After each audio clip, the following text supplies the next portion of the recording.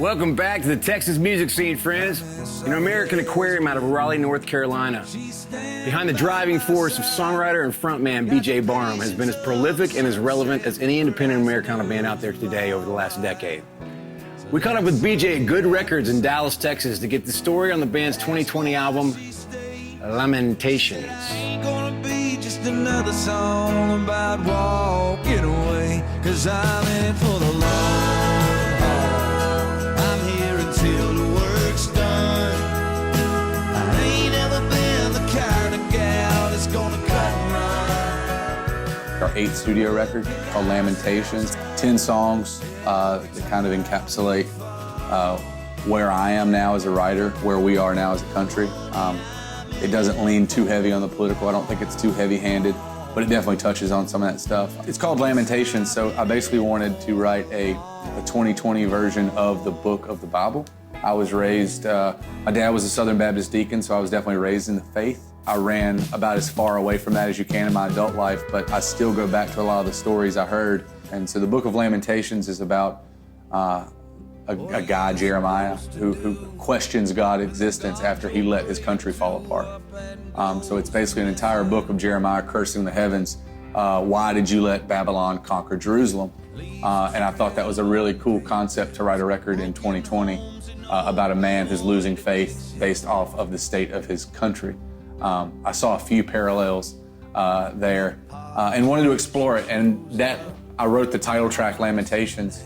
And then I started questioning what other things other than politics could break a man.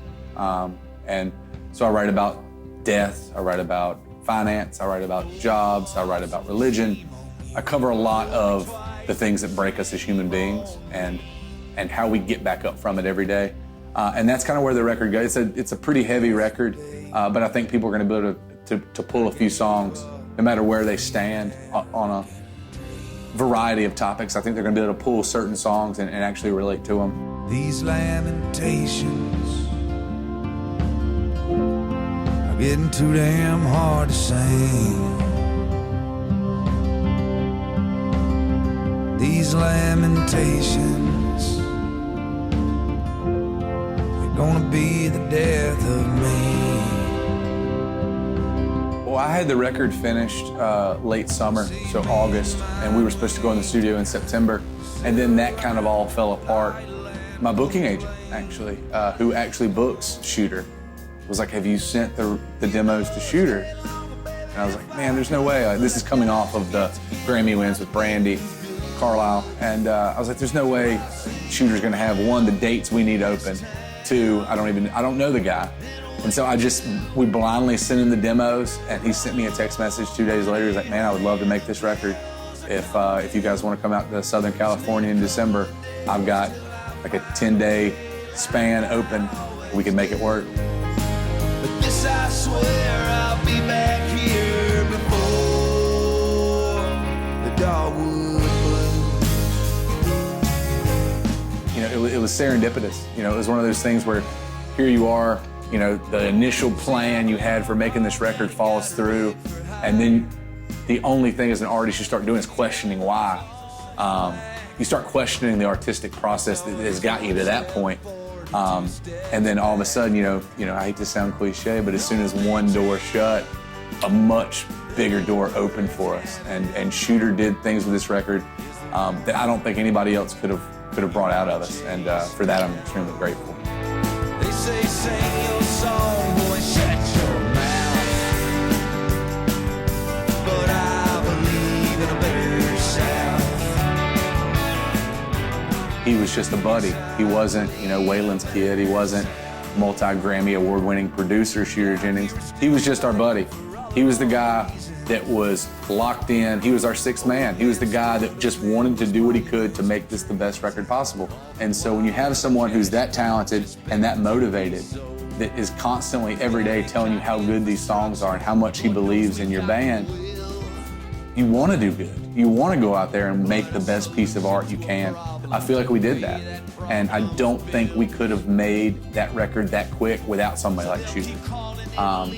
We were actually only in the studio for 8 days. So we cut 10 full songs in 8 days. We had all the full band tracking done in 4 days. It was just so quick and so organic and natural. I've been in studio situations where it's very stressful, where you start looking at the clock and you're like, man, we only got 3 more days to cut 5 songs. Like, how are we gonna do this? And you start cutting corners to make it work.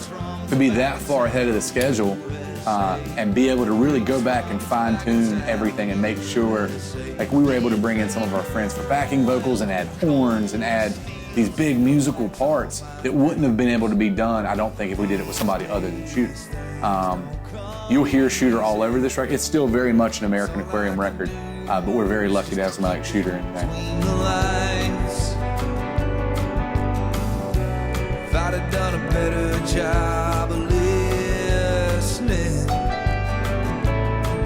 maybe you would still be mine.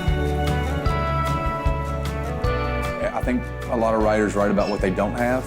And so for a long time, when I was really bummed out, I was writing about wanting to find a relationship that worked, wanting to get sober.